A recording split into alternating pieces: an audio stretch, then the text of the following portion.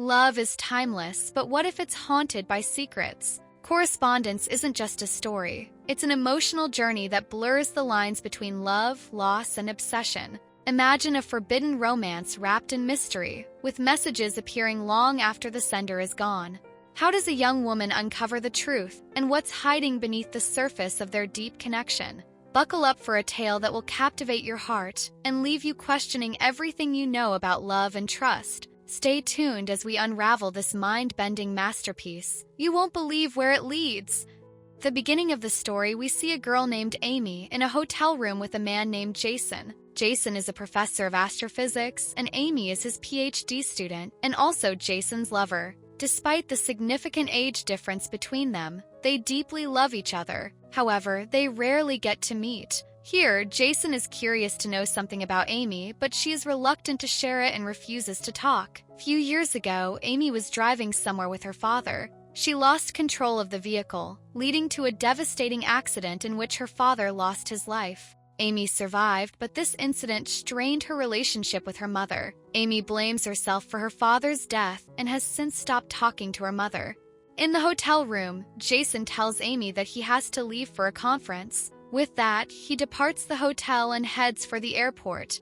Amy, apart from her studies, works as a part-time stuntwoman. She isn't afraid of performing dangerous stunts because she genuinely enjoys the thrill of it. The story then flashes back to 6 years ago when Amy met Jason for the first time. He was teaching her about astrophysics, and she was drawn to the way he explained things. Soon after, she began studying with Jason through video chats. Over time, Amy fell in love with him, and Jason eventually fell in love with her as well. After that, Amy and Jason started talking more and eventually entered into a relationship. Jason was already married and had a son and a daughter, but despite this, he deeply loved Amy. Amy was aware of Jason's marital status, yet they both decided to keep their relationship hidden from the world and continue moving forward together. This secret relationship between Amy and Jason has been going on for 6 years now.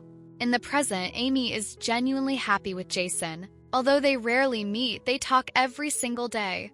But one day, when Amy messages Jason, he doesn't reply. Concerned, she tries calling him, but her call doesn't go through. Later, Amy attends a university conference. In the middle of the event, Jason sends her a message telling her to leave the conference immediately. Amy assumes he's joking, so she decides to stay. But during the lecture, the professor informs all the students that Jason passed away a few days ago. Amy is stunned. She can't comprehend what's happening since Jason had just messaged her. Confused and distressed, Amy steps out of the conference and quickly tries calling Jason again, but her call doesn't connect. Overwhelmed with sadness, she receives another message from Jason. It reads, "I told you to leave the conference." After returning home, Amy starts searching about Jason online and discovers that he had died a week ago. This leaves her completely bewildered. If Jason is dead, then who has been messaging her? Just then, she finds an envelope from Jason. Inside is a CD. When she plays it, a video of Jason appears, in which he tells her that he misses her deeply and invites her to his hometown. Confused but driven by her emotions, Amy quickly packs her bags and heads to the airport to catch a flight, and sets off to find answers. Amy arrives in Jason's hometown, where she receives another message from him, instructing her to go to his house. As she approaches the house, she notices Jason's daughter outside. Amy hesitates. This moment is far from easy for her. She can't bring herself to speak to her. Shortly after, Amy gets another message from Jason directing her to meet his lawyer. Seeking answers, she visits the lawyer and asks him about Jason. The lawyer calmly explains Jason is gone. He passed away. Stunned, Amy demands to know about the messages she's been receiving. The lawyer confesses, "Those messages are from me. Jason asked me to send them to you, just as he instructed before his death." The lawyer asks Amy to sign a document and then hands her an envelope. He explains that Jason had prepared several letters and pre-recorded messages for her before his death.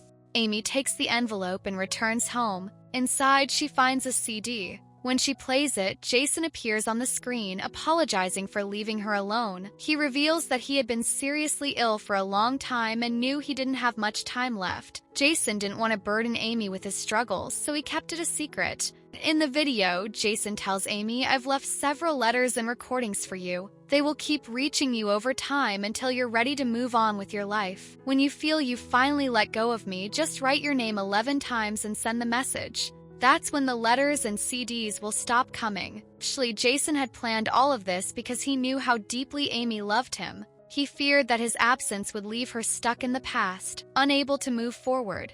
Through these letters and messages, he hoped to guide her toward healing and inspire her to reconnect with her mother, rebuild her life, and find happiness again. After Jason's death, Amy returns to college, but instead of focusing on her studies, she becomes deeply depressed. Already feeling isolated, she is now completely broken. She spends most of her time in sorrow, unable to concentrate on anything. Her heart aches so much that she loses interest in everything she once cared about. Jason had even prepared detailed notes for Amy based on her syllabus to help her pass her exams, but she ignores them. Instead, Amy begins taking on dangerous stunts, ones that put her life at serious risk. She also starts working as a sculpture model, even though the process leaves her struggling to breathe. Despite the physical pain, she pushes herself to complete the job. Amy continues to receive Jason's video messages and letters regularly. Each time she watches or reads them, it feels as though Jason is still alive. One day, Amy visits the hotel where she last met Jason. A staff member hands her a package containing Jason's t-shirt and a letter. Amy breaks down in tears as she puts on the t-shirt, but soon composes herself and reads the letter. Jason asks her to visit his house in Italy. Determined, Amy prepares and catches a flight to Italy. When she arrives at Jason's house, a place where he would often spend time alone, the locals recognize her. They tell her how fondly Jason used to talk about her. Inside the house, Amy discovers a new laptop. She plays a CD found nearby, and a video of Jason celebrating his birthday appears. In the video, Jason reveals that it's his birthday and that he's celebrating it virtually with her. He gifts Amy the laptop and asks her to visit a cafe he frequently went to. Following his instructions, Amy goes to the cafe where the owner greets her warmly. The owner shares that Jason used to talk about her all the time and hands her another letter. The letter reads, "By the river near this cafe, I always imagined you there." Amy walks to the river, sits by its edge, and lets her memories of Jason flood her mind. Later that night, when she returns to Jason's house, she finds another CD. She plays it and watches a video message from Jason. In the video, Jason reveals a deeply personal truth. He says, "I know your biggest secret, the car accident. You've carried this guilt for years, believing you killed your father and blaming yourself for the distance between you and your mother. But before I died, I met your mother. She told me everything." Jason continues, "Amy, the accident wasn't your fault. You've punished yourself enough, and it's time to forgive yourself and reconcile with your mother." Hearing this, Amy is overwhelmed with anger. Amy throws the CD into the fire. Moments later, regret sets in and she retrieves it, but the CD is damaged beyond repair. Frustrated and heartbroken, Amy loses her composure. Unable to process her emotions, she packs her belongings and decides to leave the house. Determined to stop receiving Jason's messages, Amy sends a text with her name 11 times, following his instructions. She then returns home, hoping to move forward, but soon regrets her decision when the messages coming stop. Feeling lonely and longing for his presence again, she sends her name 11 times in hopes of restarting the messages, but nothing happens. Desperate and heartbroken, Amy turns to a friend who works in the film industry. She hands him the burned CD, asking if anything can be salvaged from it. Despite his best efforts, he fails to recover any data. Her friend then suggests that a copy of the video might still exist on the camera used to record it. This possibility leaves Amy feeling both hopeful and disheartened, knowing the search won't be easy, but clinging to the chance of reconnecting with Jason's messages. Afterwards, Amy decides to meet Jason's daughter, but she lacks the courage to speak with her at first. But after gathering her strength, she finally meets Jason's daughter, and the two sit down at a cafe to talk. Jason's daughter already knows about the relationship between her father and Amy. Therefore, she is angry with Amy for their secret bond. But when Amy apologizes and asks for help regarding Jason, his daughter agrees to assist her. Unfortunately, despite her willingness, she is unable to provide Amy with anything useful related to Jason or their past. Amy then visits the delivery agency to inquire about a parcel that were under Jason's name. The delivery boy informs her that there were some parcels for her earlier, but Jason had since retrieved them. Distressed by this news, Amy seeks help from Jason's lawyer, asking him to release the parcels to her. But the lawyer refuses, explaining that he had been instructed to deliver packages and messages according to Jason's plan. The lawyer tells Amy that he can only hand over the parcels when Jason explicitly asks him to, in accordance with the plan's timeline. Frustrated and disheartened, Amy leaves the office, unsure of where to turn next. Afterwards, Amy returns to Jason's house in Italy, hoping to find something that will help her understand more about him, but she finds nothing there. Later, while sitting alone by the beach, a boatman hands her a bag that Jason had lost on the shore. When she opens it, she discovers a memory card inside. Back at the house, she plays the video from the card. In it, Jason appears, revealing that he had been suffering from a brain tumor. During his illness, he had recorded this video for Amy. The video shows Jason in his final days, and this is his final message to her, filled with love and regret. Watching the video, Amy is overcome with emotion. She realizes that she must honor Jason's wishes and move forward with her life. With this newfound understanding, Amy decides to reconcile with her mom. She meets her mom and apologizes for the mistakes she made, which led to their separation over the years. One day, Amy discovers that burglars have broken into her home and stolen her new laptop. As she cleans up the mess, she finds Jason's old notebook.